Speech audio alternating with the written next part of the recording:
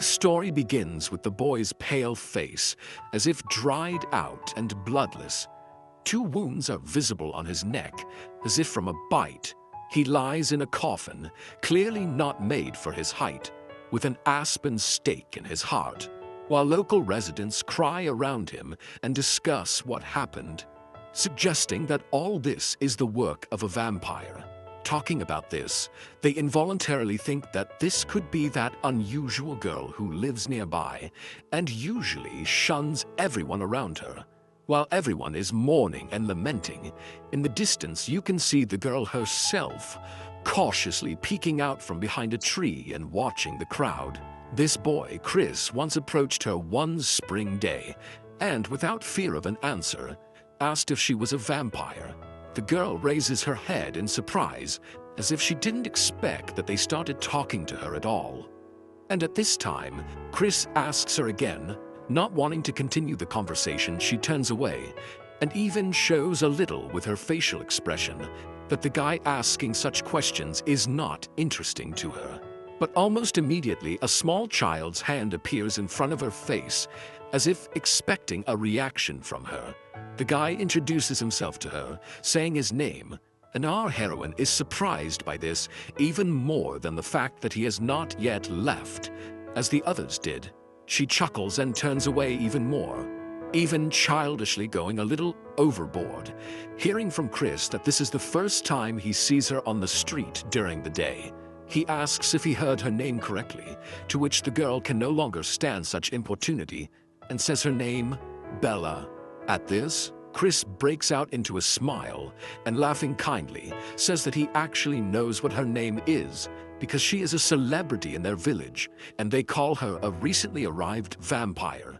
Bella rejects this ridiculous characterization and angrily shouts at Chris that she is absolutely not a vampire, and this is all a terrible lie. He responds by saying that she constantly moves from place to place, does not go out into the light during the day, and at night, when everyone is sleeping, on the contrary, she walks along the street alone. And the worst thing that the locals say about her is that she catches and eats pigeons alive. The boy continues to be creepy. Our heroine starts screaming because this whole stream of obscurantism is nothing but untrue, especially this last part about pigeons. While Bella collapses after screaming and wonders where such rumors come from, Chris, trying to apologize, tells her that he didn't believe them either. Her expressions say it all. Clearly uninterested at first, then suddenly thrown off by the child's hand, and even more by Chris's persistence.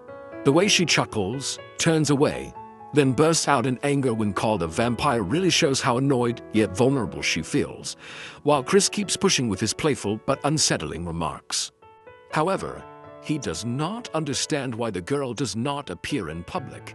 She does not go out to people during the day and does not tell the truth in order to reduce the rumors to nothing. But this makes no sense, Bella thinks, because no matter how many times she speaks, no matter how many dozens of times she repeats, tries to deny and convince her, no one believes her. As her parents said, she is a special child, she has an ability, but she should not reveal it to anyone, otherwise she may be in danger. Then they explained this to her by saying that people might misunderstand her strength, and worst of all, that she might be mistaken for a vampire, and then she would have to give up her normal life. Chris interrupts her thoughts, saying that he does not consider her a vampire and understands what it is like to be misunderstood by people around her.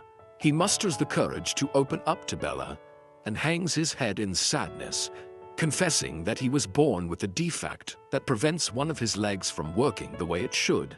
The girl carefully follows his words, wanting him not to stop halfway and tell her more about what worries him.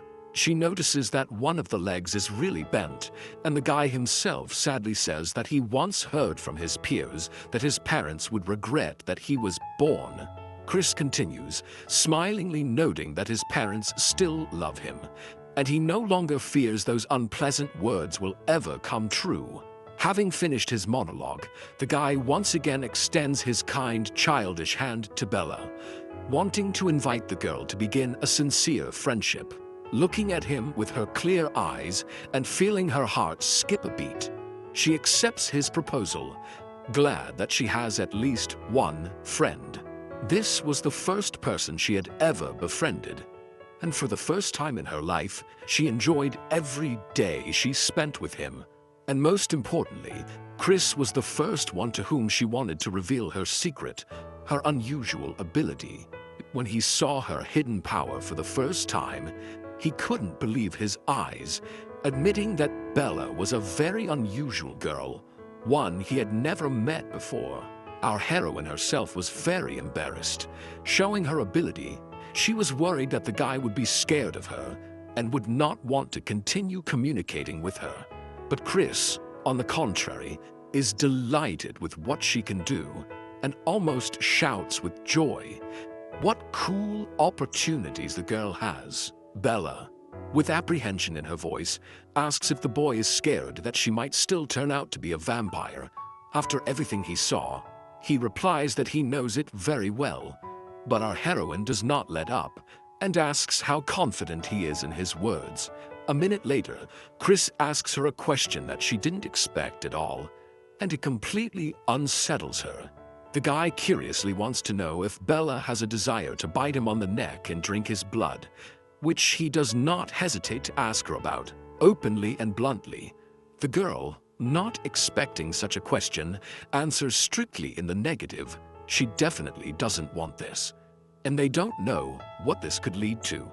Chris looks at her with his wide blue eyes and says it's okay, and he trusts her completely, and she feels her heart beat faster, not knowing how to respond.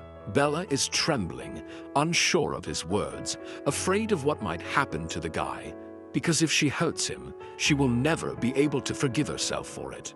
But everything comes into order when Chris says that it is not necessary to do it now. It is better when the girl herself believes in herself, and that he completely trusts her.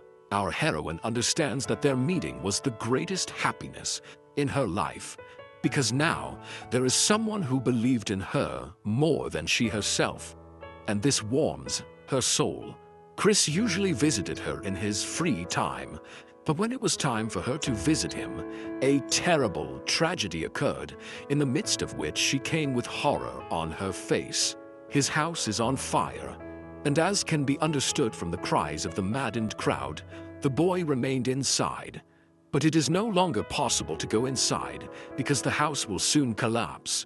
Without waiting a second, Bella rushes straight into the fire because she cannot allow the death of her only friend, and now it does not matter to her whether they see her ability or not. Apart from her, no one else moved, but with every second the chances of saving Chris are getting smaller and smaller. The house is completely covered in flames, and right in front of her face, the house falls apart, and in the burning rubble she does not see or hear the boy, but she tries with all her might to find him. Finally, she manages to do this, but Chris is crushed under a heavy piece, and now he can only be saved with the help of Bella's abilities, and she finally decides to do it. A little girl lifts a piece of house so large that dozens of people could not lift it, without a single drop of sweat, and all this for the sake of her only friend. He, barely holding back tears, either because of the acrid smoke or because Bella came to his aid, says that he believed in her and still trusts her, because a person with such a heart could be a vampire. And our heroine at this time cannot hold back the streams of tears, because such an incident greatly influenced her. Everything that she experienced was for the sake of their meeting, so that she would not forget such a friend. But right now, he lies in a coffin with an aspen stake in his heart and bite marks on his neck, while the crowd weeps around his body and the rain continues to fall. Some time passed, the girl grew up and was able to enter an elite closed school located on the outskirts of one of the large cities. Today, our heroine begins her first day at the academy, and the commandant takes her through the corridors of the institution to show her the room in which Bella will live during her studies. Bella herself has grown up since she met Chris. She now has beautiful dark hair and already wears a school uniform that fits her like a glove. The commandant tells the girl about the Decelis Academy, which, in tribute to its founder, operates only at night, which of course can be difficult, but the girl should quickly get used to it. At the same time, there are no free rooms left in the new dorm, so Bella will only be able to get a room in the old building. No one has used it for a long time, so it may be a mess. But most importantly, the commandant continues. According to the rules of the institution, leaving the school grounds after sunset is strictly prohibited, and this is only for the safety of the students. This became especially true recently, when a murder was committed not far from the school, and, judging by rumors, it was the work of a vampire. With these words, a tall guy with black hair and gold eyes, also in a school uniform, appears right in front of our heroine's face. Their eyes intersect. It seemed that he did not notice anything around him, walking along the corridor until he saw her. It was something more, something fateful. He looked at her one more time before turning and walking towards his audience, and Bella watched him go until the guy walked away. And although the girl didn't know him, she felt that he was special, not wanting to linger any longer. Together with the commandant, they also go to the old building because it's already late evening and our heroine still hasn't seen the room. He did not know the name of the new girl, but albeit imperceptibly, the hope of seeing her again and learning about what excites her soul, what excites her mind, what inspires her, kindled in his heart. Finally, Bella gets acquainted with the place where she will live during her training, a room located at the very end of the building, and even without windows. But the commandant promises to change this room to a new one later. Our heroine answers with some indifference that she generally likes it here too, but thanks her for her concern and decides to go inside to look around.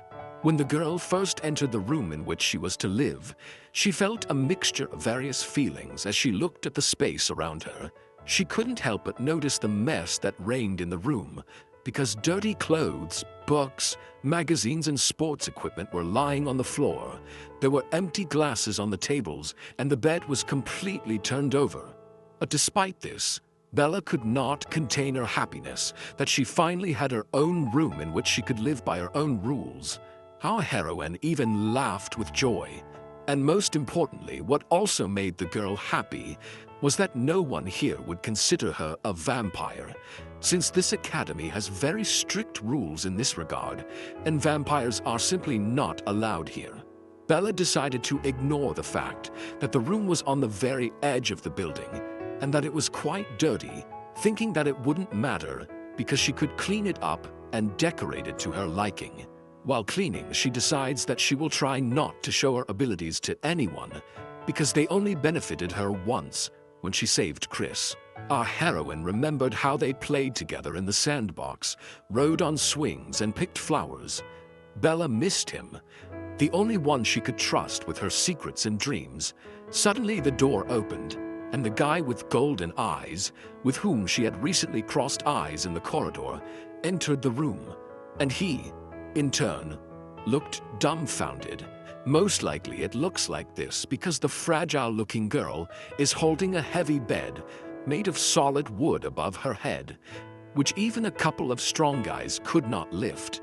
There is an awkward pause between them because none of them clearly expected such a meeting, especially Bella, who just thought about how nice it would be not to demonstrate her powers to anyone.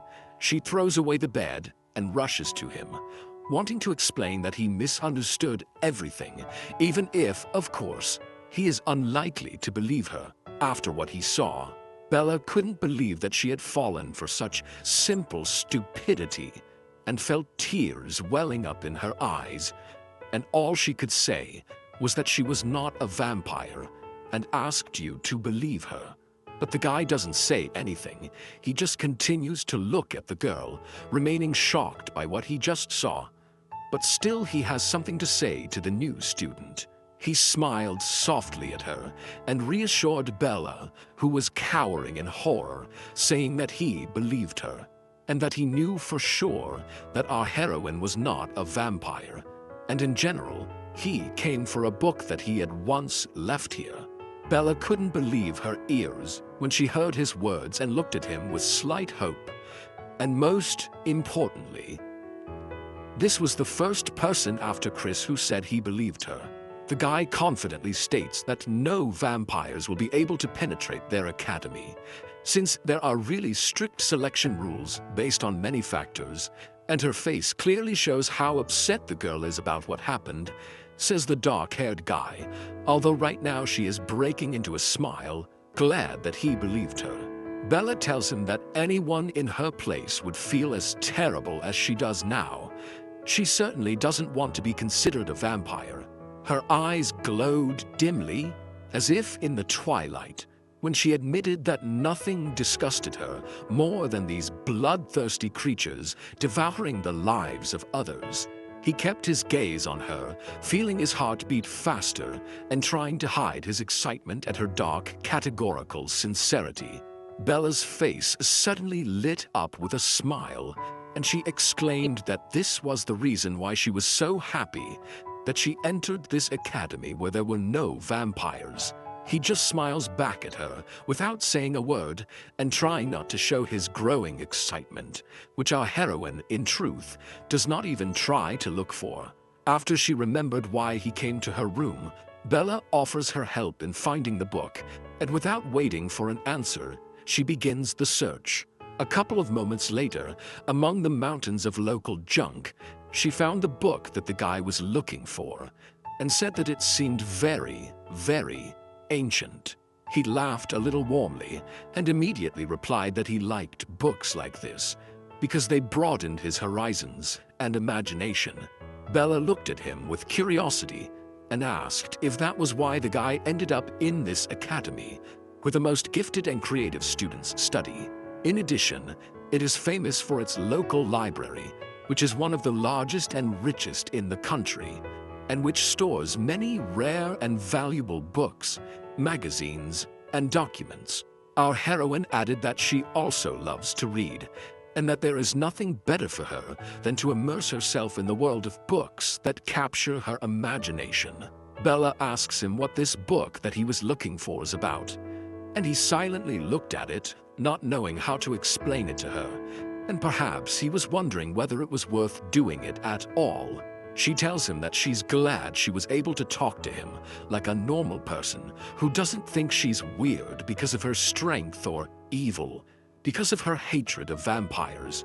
Blushing embarrassedly, our heroine handed the book to the guy, unable to meet his eyes, and felt her cheeks burning with embarrassment, as if she had done something forbidden by opening up like that.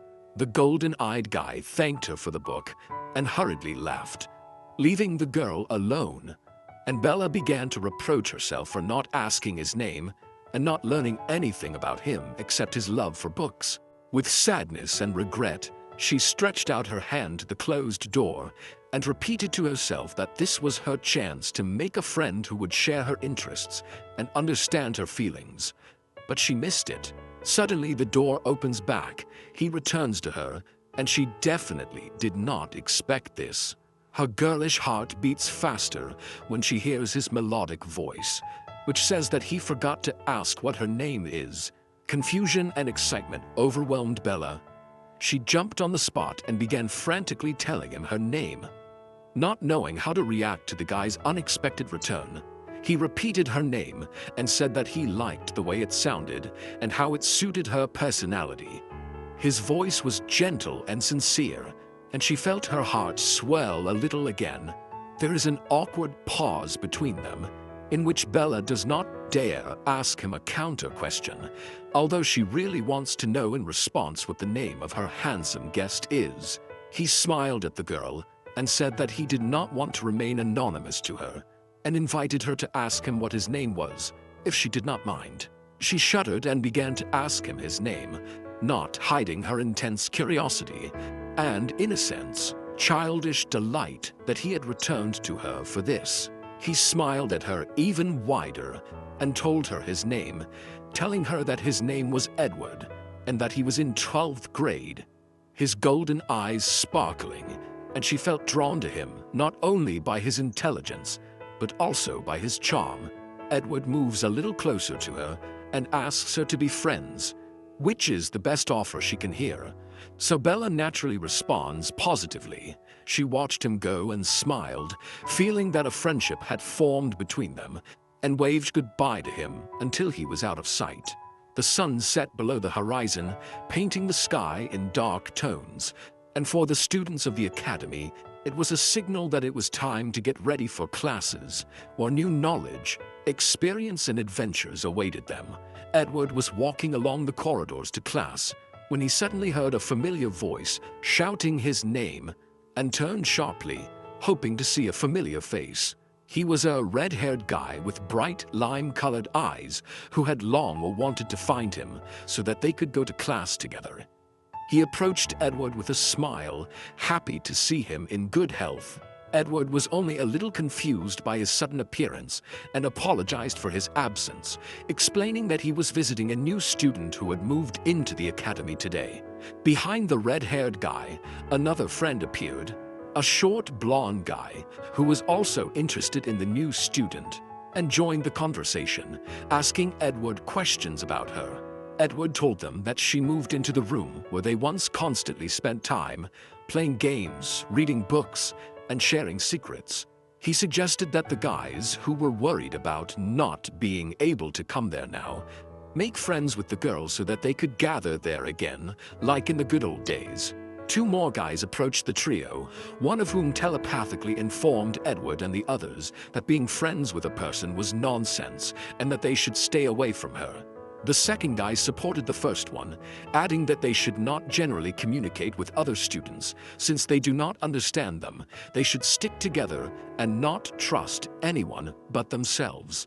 Edward also telepathically tells them that he feels that Bella is not like the others, and that she most likely poses no threat to them, since she could be one of them.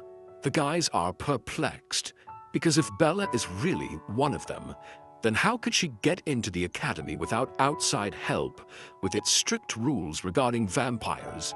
To this, one of the guys who approached declares that there are no more people like them, and of their kind, there is only them and no one else. Edward, bowing his head slightly sentimentally, agrees that she may not be one of them, but still not an ordinary person. He feels something strangely attractive in her. The blonde suddenly couldn't, or maybe didn't, stop laughing, and also joined in the mental conversation, asking Edward if he had fallen in love with the new girl. One of the guys with heterochromia says that they cannot have such emotions, and even if they do, they should not be given free rein, because people can put themselves in danger by getting close to them.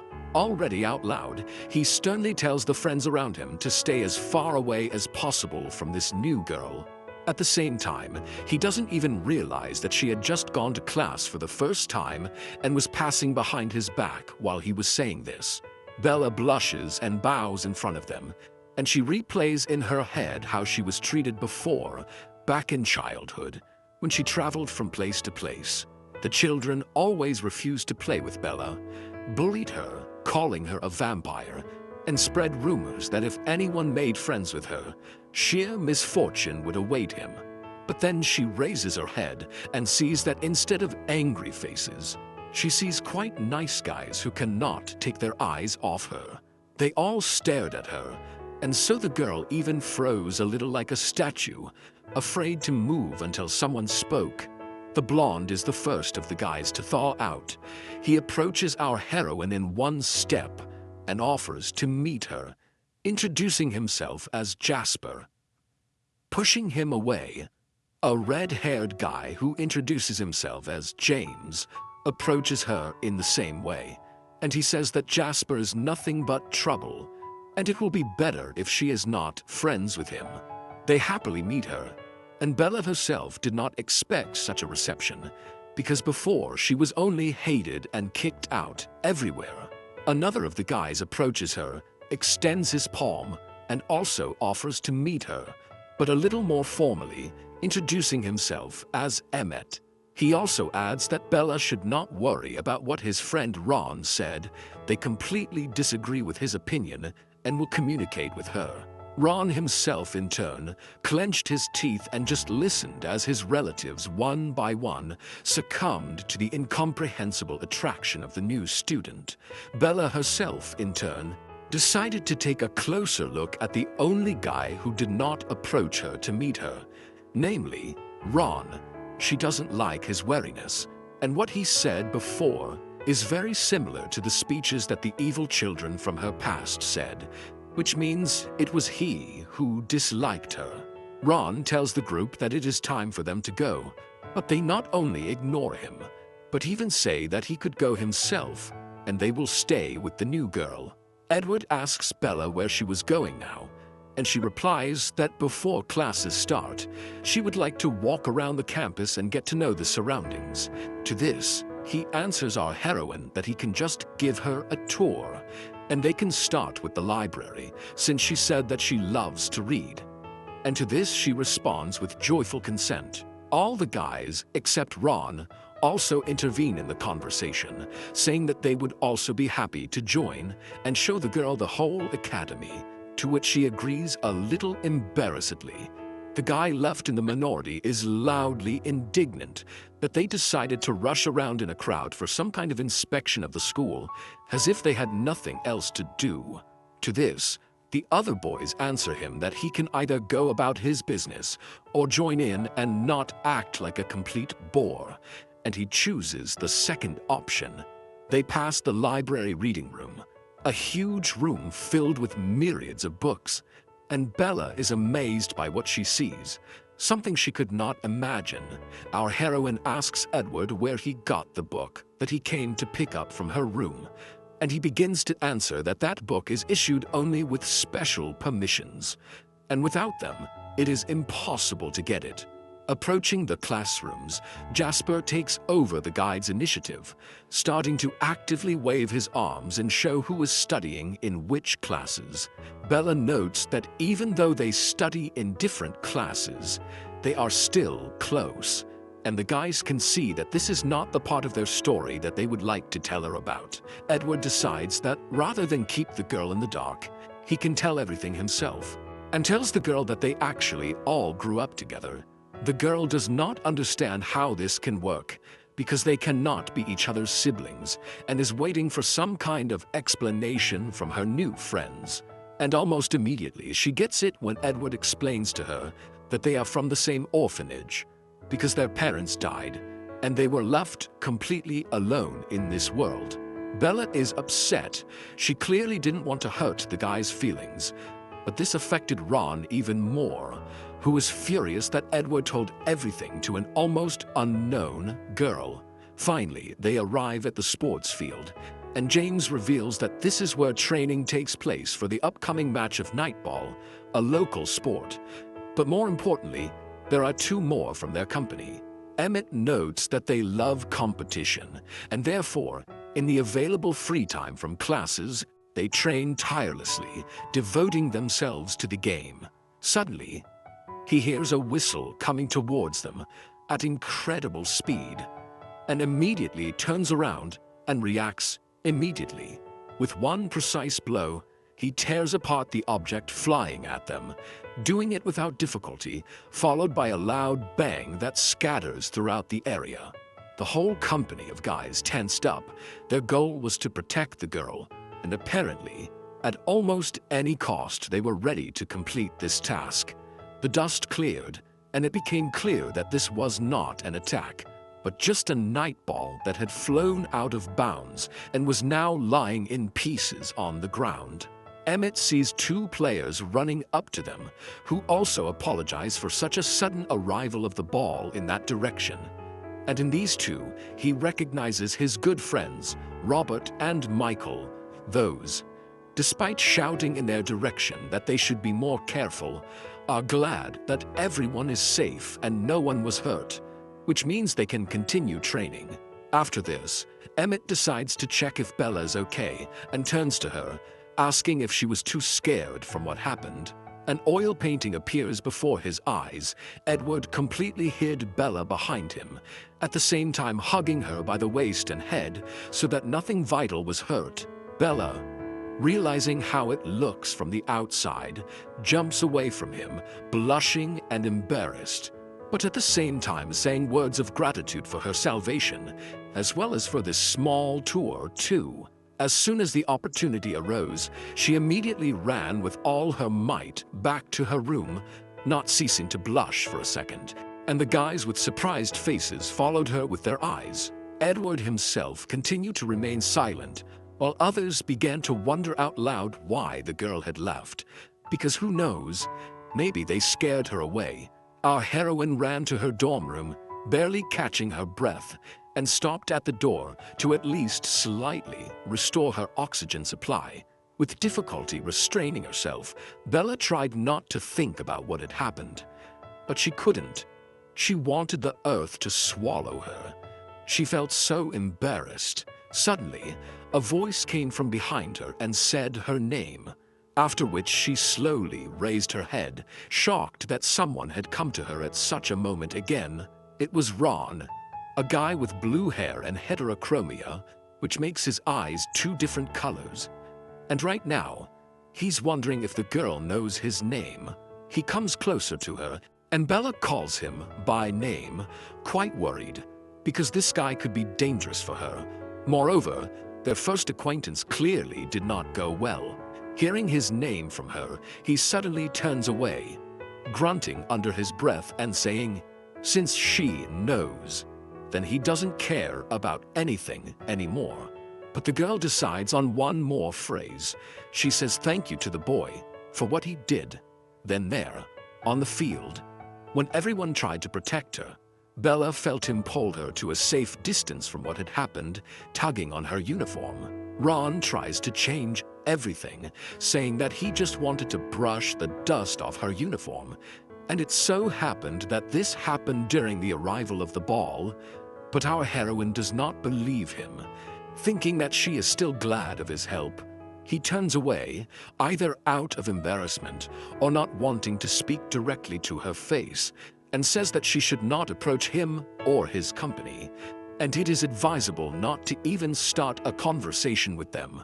At the same time, all the other guys gathered in one of the rooms to discuss what happened to them when communicating with Bella. And they notice an interesting pattern. Jasper, putting his hand on his heart, says that he seems to understand what Edward was talking about when he talked about his strange attraction to this new girl. James agrees with him.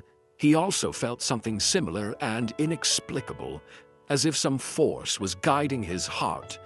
But at the same time, he also agrees that she is not one of them. Emmett also chimes in, describing exactly the same symptoms as all the other guys, and they wonder what that could mean. After listening to them, Edward says it was like they want to do whatever Bella wants, and the boys unanimously agree with him.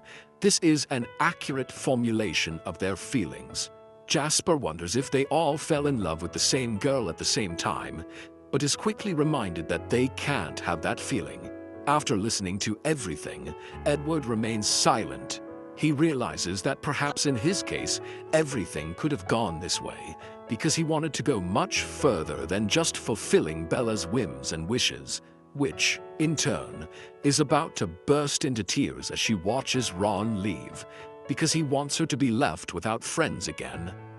As has happened all her life, hearing quiet sobs, he turns back to Bella, and the picture he sees of a girl crying because of his words terrifies the guy.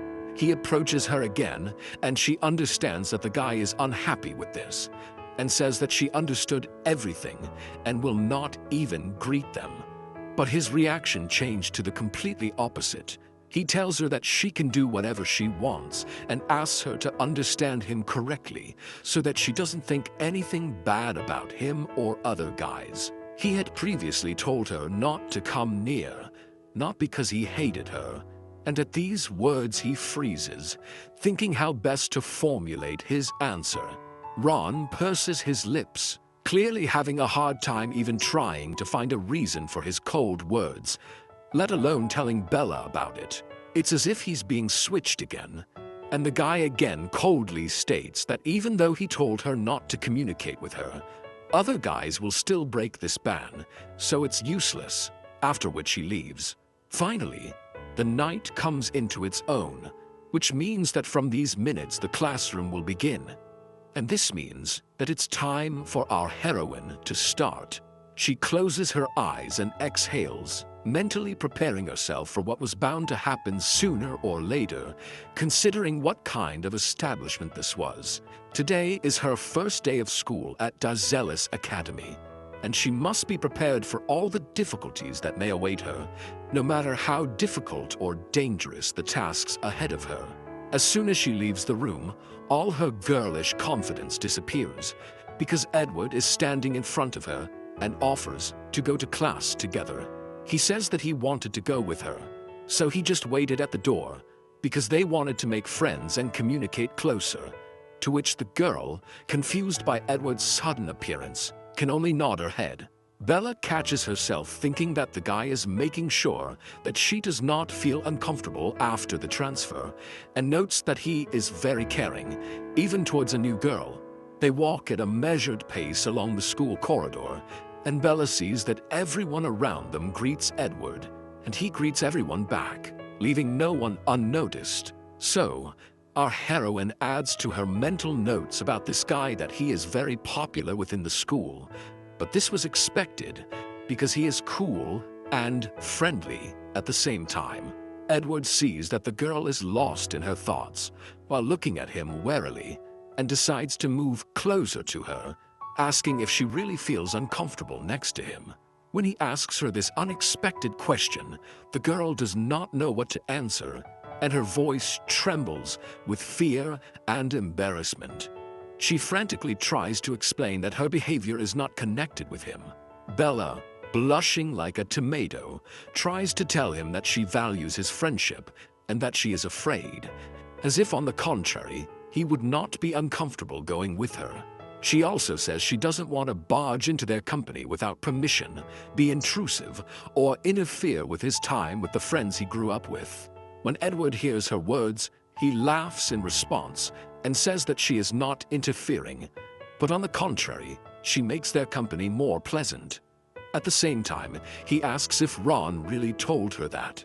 Without a drop of embarrassment, but in an excited voice, Bella replies that Ron has nothing to do with it, although in her heart she understands that Ron, albeit indirectly, influenced her thoughts about the guys. The guy easily recognizes the doubt in her voice and says that Ron most likely did it not out of malice, but only to protect his brothers. The reason lies not in her, he continues, but in a secret he shares with other guys, which he wants to show her right now. He looked into her eyes, and without uttering a word with his mouth, conveyed directly to his head that he had the ability to read other people's thoughts. Bella couldn't believe that he was reading her thoughts, and that he was now in her head. She felt her cheeks glowing red, and a pleasant warmth spreading through her body. Despite the fact that she was in shock, Edward confirms her guess, and in the same way says that he has the ability of telepathy, and only told our heroine about this. A shiver ran down her spine as she realized that she might not be the only one with supernatural powers, and besides, someone who could trust her had them. Edward looks at her for a few more seconds, smiling kindly, and says goodbye to her, wishing Bella good luck in today's classes. She excitedly answers him in the same way, without taking her pink eyes off this handsome guy. But everything eventually ends, and she goes to class. It turns out that Jasper is also a student in her class, and as soon as he sees the girl, he jumps out of his chair and energetically begins to wave his hand at her, saying that he would love to be in class with her.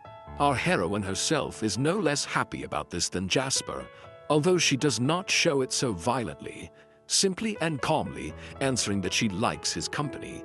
He complacently invites Bella to sit next to him, to which she rightly notes that the seat is already occupied by someone, and she can't just throw away other people's things. But Jasper just shrugs it off, saying it's quite normal, and the one sitting here won't be too offended by giving up his place to a girl like Belle. And in general, Ron won't care where he sits. He continues, as long as the guy in question is standing right behind the shoulders of our heroine, who is unaware of him. She turns back, catching the direction of Jasper's gaze, a little alarmed at the prospect of seeing behind her the only person from the entire school who doesn't like her. This is what happens, and while Jasper chuckles in the background, Ron's face stands in front of her, who clearly does not like this prospect. Bella screams in surprise, babbling about how she'll try to find another seat, but Ron just exhales tiredly and briefly replies that he doesn't care where to sit. Although it was just a facade, Bella felt in the back of her head that the guy was glaring at her angrily all this time while classes were going on. After some time, classes come to an end and bells ring in the corridors, heralding crowds of school children who want to quickly start going about their business. Bella collects her textbooks and almost gets up from her desk when Jasper turns to her and asks what she plans to do after school. The girl says that she has a general cleaning planned for today in order to finally bring the room into proper shape after the previous owners. Yesterday, she was able to tidy up somehow so that she could use the furniture, but there was not enough time for a thorough cleaning, and many things would need to be thrown away.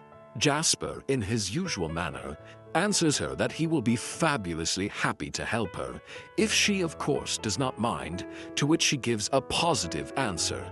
The school corridor breathes freedom. Almost all the students have left their places of study and are heading out on business, and our heroine is doing the same. Suddenly, without any warning, she hears Edward's voice in her head, calling her name, and she turns around. This is really him. And at the moment, he is carefully asking our heroine how her first classes at the academy went and whether there were any problems. She happily replies that since she was in the same class as Jasper, everything went generally calmly, even a little fun. Edward draws special attention to this, interestedly telling Bella that since she studies with Jasper, it means that she is also in the same class with Ron.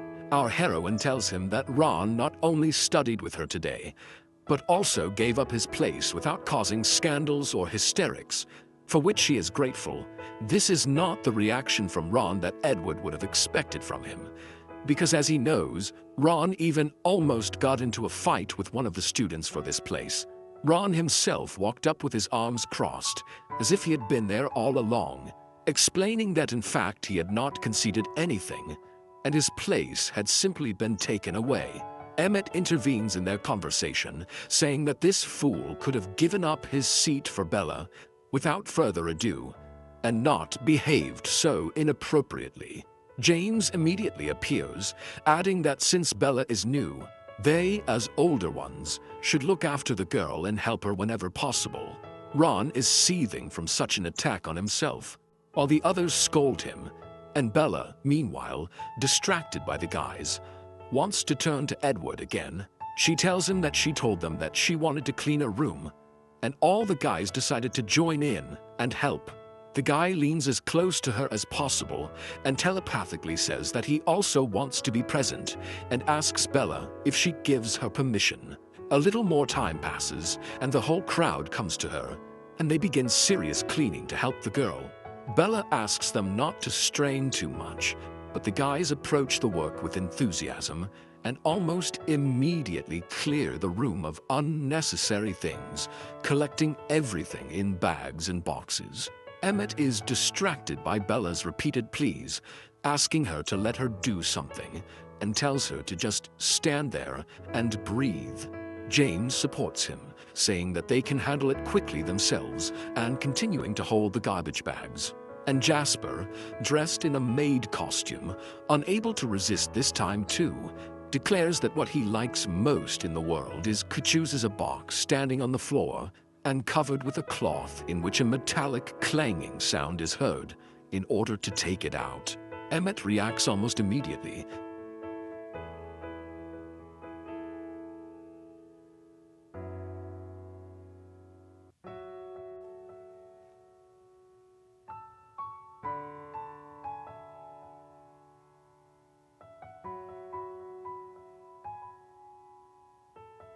Take it out. Emmett reacts almost immediately, asking the girl not to touch her, because in that box there is something that Bella will never lift without help. But she picks it up as if it doesn't bother her, causing the fabric to fall off, revealing that the contents have been weighted dumbbells all along. Bella looks down, and a monstrous realization of what just happened flashes through her head, namely, that the guys in the room see a fragile girl holding more than 100 weight of iron in her hands.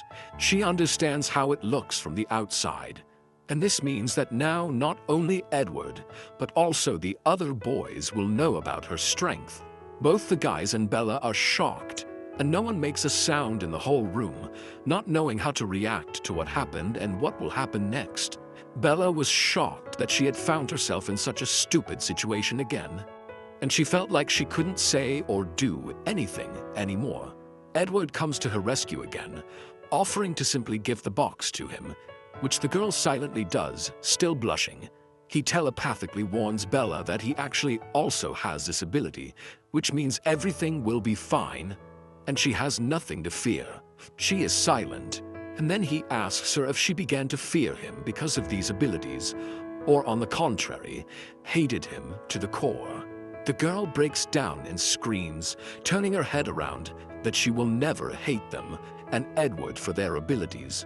The guy again telepathically answers her that they won't hate the girl for her abilities, and she relaxes, drowning in his eyes. Ron was angry. He realized what was happening, and through his thoughts, he indignantly began to ask Edward why he started talking to the girl through telepathy. The other guys want to know the truth just as much as he does, and they also look intently at Edward, waiting for his answer.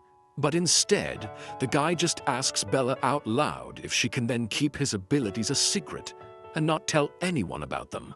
The girl swears that no one will ever know from her that Edward has supernatural powers, and she will never blab. In the depths of his soul, Edward feels extremely deep gratitude to his new girlfriend, who will not disappoint his trust and will keep his secret, which is what he tells her. She nods her head in agreement, giving him a quiet promise that his secret will be kept in her heart. Bella says that she was, of course, surprised at first by this ability, but now she is sure that the telepathy that Edward uses is very cool and great to have. Next, the ever-active Jasper immediately reveals his ability, coming close to her along the ceiling, which greatly frightens the girl. Ron is both angry and perplexed as to how it happened that the guys, one by one, always cautious and distrustful, suddenly began to show their strength. For example, Emmett began to show that he once trained here, and these barbells were his. But with his strength, he can lift much larger objects without straining. James reveals that he can control fire, and if Bella ever gets cold, he will gladly help her warm up. The only one who has not revealed his strength, Ron, understands that the other boys are now vulnerable and closes his eyes from powerlessness, not wanting to continue this farce. Opening his eyes, he notices Bella in front of him, who is looking intently at him with a puppy dog look, as if waiting for him to open up too. He, frightened by her charms, tries to lie that he himself does not have any abilities. Beads of sweat begin to appear on his face. Without taking her eyes off him, Bella says that Ron doesn't have to talk about his powers if it makes him uncomfortable. He boils like a teapot, telling our heroine that he may have abilities, but he doesn't want to show them, but she just continues to look at him with empty eyes. Ron can do nothing but run out of the room, telling the guys to join him after cleaning up for an important conversation. And after he closes the door, the room fills with laughter because of the drama that Ron himself created, which makes him blush. But it's already quite late, and the guys can't stay any longer because tomorrow they go back to school. So Edward decides to say goodnight to the girl and go to their rooms in a group. The boys, albeit reluctantly, leave Bella's space, also saying goodbye to her and promising to see each other tomorrow. When the door slams, Bella thinks that she is incredibly lucky to have met such kind and sympathetic guys. And now she knows that she is not alone in her powers. There are other people who, like her, can do incredible things. Although she almost never knew about Ron, the girl is trying to understand where such abilities can come from, and bad thoughts creep into her head that the source of these powers may somehow relate to vampires. But she immediately pulls herself together, because it was precisely because of such absurd misunderstandings in childhood that those around her, who feared and did not understand her powers, mocked her. Our heroine will not do the same as those who humiliated her, especially after she met the person who became the first to believe in her after Chris. Bella takes her will into her fist and declares to herself that she believes him and will not make mistakes, losing trust and breeding anger. There are a lot of people in the world, and in this world there is a place for people like her, Edward, and these guys. And most importantly, now she has acquired something similar to a family, because these people will accept her for who she is. And this means that her loneliness has come to an end. All this time, a large full moon was visible in the night sky, which looks like an island of light in a sea of dark clouds, illuminating the way for everyone who has not yet returned home. At this time at the academy, students are either sleeping or preparing for classes in their dormitory without leaving the territory of the institution itself. But these guys are clearly not from here. On the contrary, they infiltrated the academy, and who knows what they really need. One of them, a large guy with steel-colored hair, sniffs carefully and notes that the academy grounds smell extremely disgusting. Another confirms, saying that such an unpleasant smell for them can only come from vampires, which means their goal for which they went on this adventure is very close. This is their rare chance to achieve justice that they once lost, but can now restore by finding something that satisfies them. At the same time, Bella cannot stop rejoicing at the cleanliness that the guys helped leave in her room, and at such a speed. Now this is no longer that cluttered room in which everything was out of place and the furniture was turned upside down. But then, our heroine catches her eye on one of the bags, which lies right against the wall, which they forgot to throw away. And then, Bella decides to do it herself. She calmly takes the trash bag and goes to throw it away, her shoes clicking on the deserted territory of the academy, because everyone is already sitting in their rooms. She can't help but notice, periodically looking around, that the path to the trash can looks much darker and is further away than she thought. Lessons start at 9 o'clock in the evening, she recalls, and end at 2 o'clock in the morning. And if you just get distracted a little, it's already 3 o'clock. A fragment of a conversation with the commandant begins to emerge in her head, in which she talked about a murder not far from the academy, possibly committed by a vampire. This makes her shiver. She wants to tell all those people who called her a vampire that she herself is terribly afraid of them.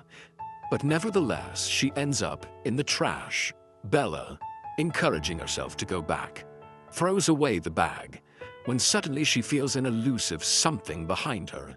Very quietly, approaching her, she hears an unfamiliar male voice, and at that moment, every cell of her body is permeated by mortal horror. Turning slightly, her gaze touches the hand reaching for her face, and she understands that she must act proactively. In a moment, she grabs it with both her hands, squeezing like nothing before, thus immobilizing the attacker, after which, without hesitation, he throws it over himself. And what was going on in the guy's head at that moment, of course, is hard to imagine, or clearly nothing good. His destination is the asphalt, onto which she throws the stranger's body with a roar, so much so that he is pressed into the ground, breathing heavily both from the throw and possibly from fear. Bella asks if this stranger is the same vampire hunting nearby, but after taking a closer look, she notices that the guy is wearing a school uniform, and he doesn't look very good for an immortal being who wouldn't be afraid of such a fall. Bella hears voices approaching her and the stranger, and these people are clearly determined to protect their friend by attacking her. One of these guys rushes at her, revealing unnaturally large nails and fangs. Bestial rage flashes in his gaze, but our heroine is ready to defend herself. She turns around without a drop of emotion on her face, ready to fight. Bella, having waited for the right moment, hits the attacking guy right in the stomach. Without holding back his strength, which he did not expect at all. Not only was the blow strong, but it was not even a student, but a female student. The guy falls on the asphalt, crouching in unbearable pain. His friend looks at what is happening with horror, and our heroine takes a fighting stance, waiting for the next loser who wants to attack her. But the latter is not going to fight. A wide smile appears on his face, after which he asks the girl what she is, since she was able to kill Seth, one of the strongest. Bella is not amused. She repeats her question, addressing it to this guy with lilac-colored hair. She wants to know whether they are vampires or not. The stranger was clearly offended by this. He was offended by the fact that he was called a vampire and demanded that the girl take back her words. But another guy approaches him, taller than the others and wearing glasses, saying that they are not vampires. His voice radiates calmness and tranquility. Although he laughs, but still with some embarrassment, he emphasizes that for these guys there is no worse insult to be called vampires, whom they hate. The one who received it in the stomach, who was named Seth, jumps up with some difficulty and, growling a little, says that he does not intend to tolerate such accusations. And the one who did not dare to attack, on the contrary, was covered with goosebumps, although our heroine does not understand whether this is because she called them vampires or because of his ardent comrade. Finally, they stand opposite her, saying that in this world they most of all despise only one phenomenon, one species that inhabits our world, namely these cunning and cruel, secretive and disgusting creatures that feed on the blood of living beings and know no mercy. After listening to their position, Bella asks for their forgiveness because she was very scared, thinking that they wanted to attack her. So her body went on automatic. This company, on the contrary, asks her for forgiveness because it was not worth approaching a stranger in the dead of night without warning her in advance, especially against the backdrop of recent events. The big guy who took the blow to the stomach introduces himself as Seth. He takes part of the blame on himself because he actually attacked, trying to protect his friend. The guy with the lilac hair introduces himself as Liam. He's genuinely pleased to meet the girl, and he reminds her a little bit of Jasper. Next, the guy with the glasses introduces himself, calling himself Sam. He looks disturbed by the fact that they scared the girl, and he apologizes again. Looking closely at these big guys, Bella caught herself thinking that usually in such situations, she herself is mistaken for a vampire, and these guys communicate with her as if nothing had happened. She turns to the only one who didn't introduce himself, although the others called him Jacob, telling him that they have the uniform of a different school, not the local academy, and she wonders what they are looking for. Seth, with a hint of pride in his voice, declares that they are students of Sunshine City High, the arch-rival of DeSella's academy. Liam says that this time they came here to find some local idiots who recently ruined their lives and restored justice. After this, his face changes sharply, saying that he understood where that very stench was coming from, which he felt only when he entered this territory. Bella turns around and sees Robert and Michael, who want to know what these non-locals forgot in the middle of the night, not in their school, and even surrounding their new student. They take our heroine behind them and take a defensive stance, waiting for an answer from strangers.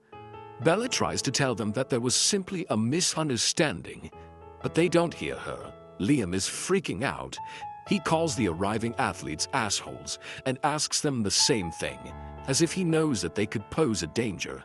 Jacob decides to resolve this issue with words and says that they came here to investigate the mysterious murder that happened recently, and he suspects they should also be in the know. His gaze becomes darker when he says that it was not a random person who was injured, but a student from Sunshine City High, the same age as them. Bella is shocked. She is hearing this information for the first time, and even though she tries to say something, she cannot do it. Robert declares in an iron voice that all this means nothing to him, and in general, he does not understand what this has to do with their academy. Liam is not satisfied with this answer. He begins to grin, and in a fit of rage, shouts that he doesn't need hints, that the local students have nothing to do with it. To this, Robert sarcastically retorts that such terrible things as murders are mostly due to the night visitors themselves. Not only Liam reacts to this, but also the rest of the bullies from the neighboring school, and Jacob clarifies, with anger in his voice, whether Robert is afraid of regretting what he just said. And he not only does not remain silent, on the contrary, he clarifies with gloating in his voice that they came specifically on a full moon, and even so bright, because on ordinary days they are not even suitable for them. At this point, Seth can no longer stand it and rushes at Robert like a beast, wanting to cut off his tongue for all these insults that were inflicted on him and his brothers. Robert, in turn, does not retreat, but, on the contrary, rushes towards the thug, believing that the advantage in strength is still on his side, even if he is larger. Only Bella, who stood between the guys and spread her arms so that they could not get closer, stopped them from the inevitable beating. She screams at the top of her lungs for both of them to stop fighting immediately. And as it turns out, it actually works. They stop completely. Robert, who doesn't know about Bella's abilities, is now wondering where such a girl has such enormous strength, since she was able to stop him with her hand. Michael approaches our heroine, and in a calm voice tells her that he and Robert decided to mock the girl, and that's why they came to help. To this, Bella replies that there was a small misunderstanding between them, but nothing more. So she asks once again to stop arguing with each other. Suddenly, everyone present hears a quiet voice from behind, asking what they are all doing here at such a late time, and it belongs to Edward. The team of night visitors looks at him without taking their eyes off and watching his every movement. It may even seem that they are growling a little in his direction. Bella, seeing Edward, is speechless. She did not expect to see him here, but she is even more surprised by his stern face, framed by moonlight. She has never seen him so tense. The guy himself looks only at her, and no longer speaks in a raised tone, but as if he orders everyone gathered to immediately move away from Bella. Everyone is frozen in a silent scene, and everyone is waiting for at least something, until Bella finally breaks the silence to diffuse the situation. Our heroine tells Edward that she decided to take out the remaining trash herself, and she had a slight misunderstanding with the guests from another school who arrived here. After listening to her, he comes closer to the girl. The expression on his face changes to the same caring one as usual. He asks Bella if she was hurt, and having received a negative answer, he says that he is glad about it. Edward invites her to go back to her room because it's dangerous here and it's already late, and offers to take our heroine to the room, to which she asks him to wait. She needs to know what will happen here. Jacob stops them. He asks Edward why he thought he could just up and leave, because they haven't finished the conversation with him yet.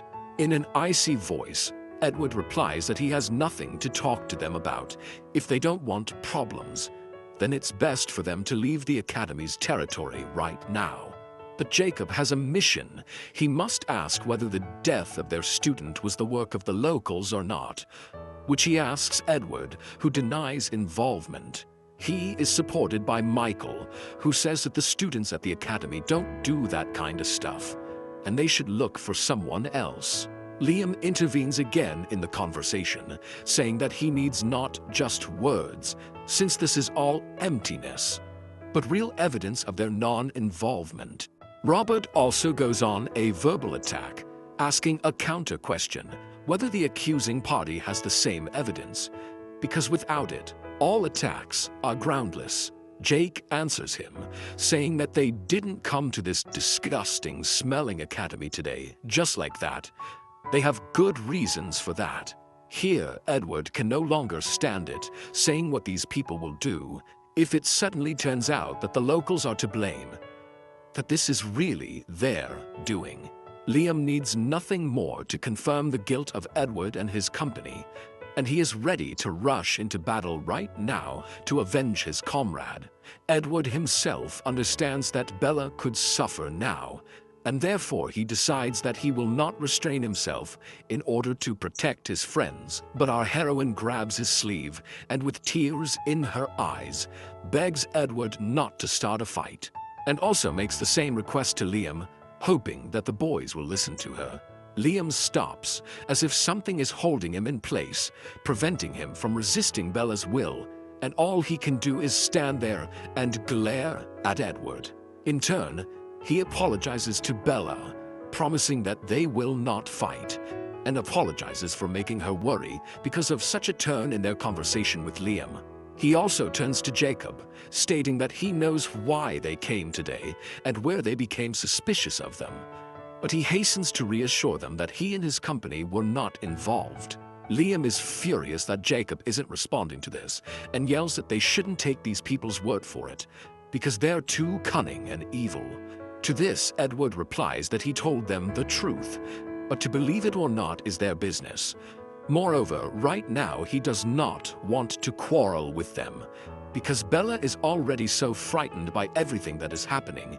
The guys from the other school don't say a word, as if analyzing the words spoken to them, but at the same time they don't attack, although it seems that their patience is at its limit. However, if they still want to let off steam, there will soon be a nightball competition between local schools, and all disagreements can be resolved on the field.